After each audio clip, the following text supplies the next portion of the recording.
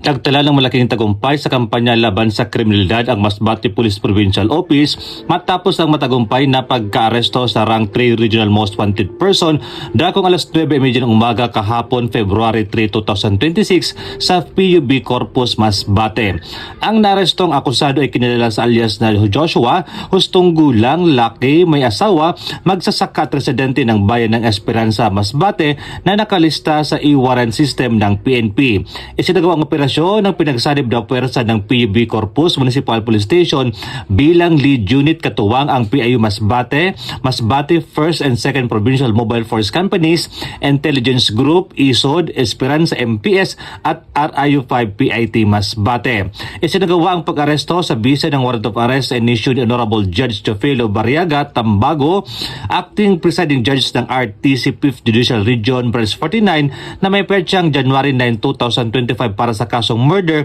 na walang inirekomendang piyansa. Matapos ang pag-aresto, agad na dinala ang akusado sa PUV Corpus MPS para sa kakulang disposisyon, dokumentasyon, patunay ng patuloy na determinasyon ng Masbate PPO sa pagtugis ng mga wanted persons at paghatid ng hustisya.